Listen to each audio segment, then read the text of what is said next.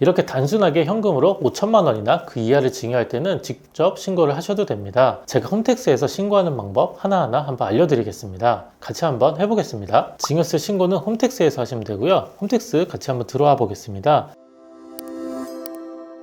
세금 줄이는데 진심 비더리치 세무사 김국현입니다. 자녀에게 계좌 이체했는데 무조건 신고해야 될까요? 조금 더 자세히 말하면 계좌 이체한 금액이 5천만 원이 안 되는데 또는 딱 5천만 원만 줬는데 증여세 신고해야 될까요? 어떤 세무사는 하라고 하고 또 어떤 세무사는 하지 말라고 하는데 누구 말이 맞을까요? 이런 질문 참 많이 받습니다. 제가 오늘 딱 정해드리고 영상 마지막에는 증여세 혼자서 신고하는 방법도 알려드리겠습니다. 끝까지 한번 봐주세요. 우선 증여세 면제 금액을 한번 알아보겠습니다. 세법에서는 증여재산 공제라고 이야기를 하는데 이런 말이 또 어려우니까 얼마까지 줘도 증여세가 안 나오는지 이런 금액으로 생각하시면 됩니다. 우선 배우자한테 증여 가능한 금액은 6억이고 어머니와 아버지가 자녀한테 증여할 수 있는 금액은 5천만 원입니다. 그런데 자녀가 미성년자라면 2천만 원까지 줄 수 있습니다. 이 금액은 매년 줄 수 있는 건 아니고 10년간 줄 수가 있습니다. 2천만 원을 먼저 주고 3천만 원을 주면 5천만 원이 넘진 않으니까 괜찮은데 5천만 원 주고 또 3천만 원을 주면 두 번째 3천만 원 줄 때는 증여세를 내야 됩니다. 이 금액을 10년간 합쳐서 계산을 해봅니다. 반대로 자녀가 부모님한테 드려도 증여가 되냐고 물어보시는데 당연히 증여가 됩니다. 자녀가 부모님께 증여할 수 있는 금액도 5천만 원까지입니다. 그런데 이 증여재산 공제, 그러니까 이 증여 면제 금액에 엄마, 아빠, 할아버지, 할머니라고 적혀 있진 않고 직계 존속 또는 직계 비속이라고 좀 어렵게 적혀 있습니다. 증여는 돈을 받는 사람이 세금을 내야 되거든요. 그래서 받는 사람 기준으로 생각을 해봐야 됩니다. 조금 어려운 이야기 드리면 자녀가 부모님한테 5천만 원까지 받을 수 있는데 그 자녀가 할아버지나 할머니한테 또 5천만 원을 받을 수는 없습니다. 엄마, 아빠, 할아버지, 할머니라고 정해놓지 않고 직계 존속이라고 정해놨거든요. 또 이런 복잡한 이야기는 다른 영상에서 자세히 설명을 드리겠습니다. 그리고 마지막으로 기타 친족인 삼촌이나 이모한테 증여를 받으면 1천만 원까지 증여세가 안 나옵니다.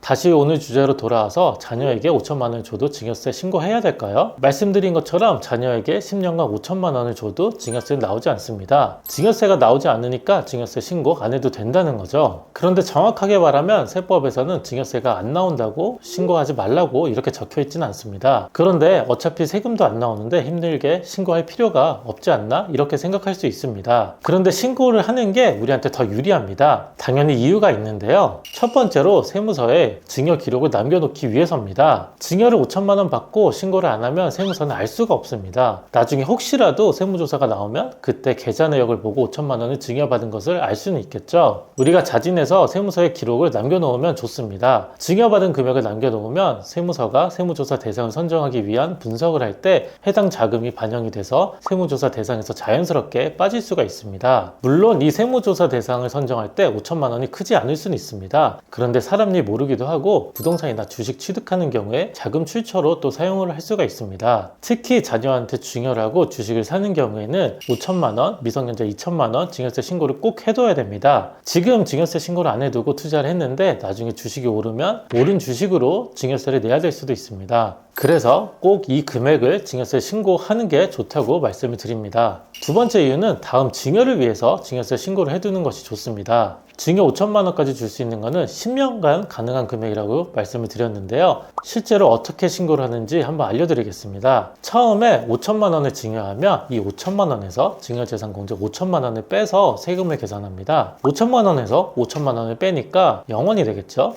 이 0원의 세율을 곱해봤자 세금은 안 나옵니다. 그런데 2년 후에 두 번째로 3천만 원을 또 받았습니다. 먼저 받았던 5천만 원과 이번에 받은 3천만 원을 합쳐서 8천만 원을 신고를 해야 됩니다. 이 합친 금액 8천만 원에서 다시 5천만 원을 빼서 3천만 원에 대해서 세율을 곱하고 세금을 냅니다. 이번에는 3천만 원이 남았으니까 이 3천만 원에 대해서 세금을 냅니다. 다시 말하면 두 번째 3천만 원을 줬지만 먼저 준 5천만 원과 합친 후에 다시 5천만 원을 빼서 세율을 곱하고 세금을 계산을 합니다. 말로 설명을 하려고 하니까 좀 복잡해졌는데요. 이 5천만 원은 10년간 가능한 금액이어서 증여할 때 먼저 증여한 금액을 합치고 5천만 원이 넘는지 계산을 한번 해봐야 됩니다. 그런데 먼저 준 증여를 합쳐서 계산을 해야 되는데 증여세 신고가 안 되어 있으면 합치기가 어렵습니다. 그러면 그때 가서 증여세 신고를 다시 해야 되고요. 나중에 조금 복잡해지고 가산세가 생길 수도 있습니다. 그리고 참고로 부모님한테 5천만 원을 받고 할아버지한테 추가로 3천만 원을 받으면 계산은 좀 다르게 합니다. 그런데 이렇게 또 말씀드리면 너무 복잡해지니까 10년에 5천만 원 공제를 계산하기 위해서 증여세 신고를 꼭 하는 게 좋다고 생각하면 좋을 것 같습니다. 이렇게 단순하게 현금으로 5천만 원이나 그 이하를 증여할 때는 직접 신고를 하셔도 됩니다. 제가 홈택스에서 신고하는 방법 하나하나 한번 알려드리겠습니다. 같이 한번 해보겠습니다. 증여세 신고는 홈택스에서 하시면 되고요. 홈택스 같이 한번 들어와 보겠습니다. 홈택스 들어와 보시면 여기 왼쪽에 세금 신고가 있죠? 이 증여세 신고로 들어가셔도 되고요. 저는 세금 신고를 한번 눌러 보겠습니다.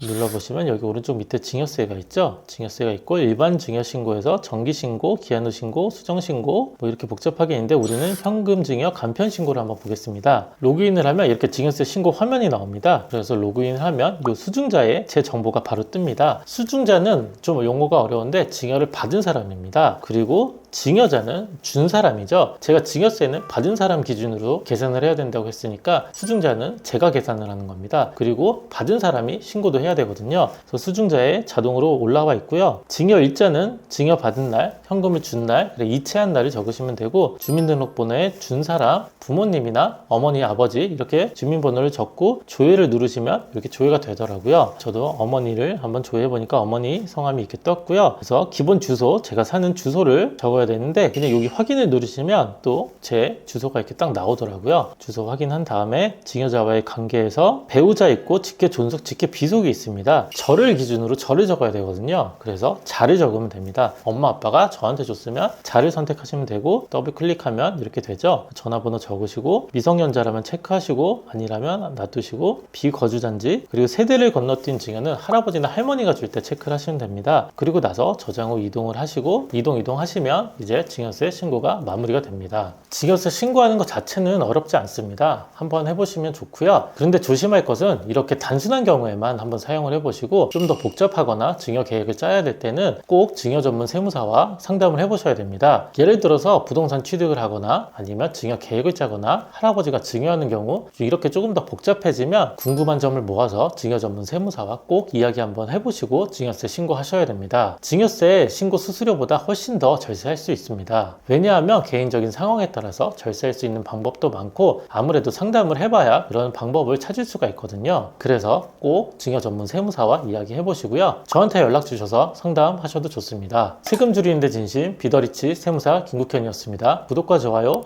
알림 설정도 해주세요.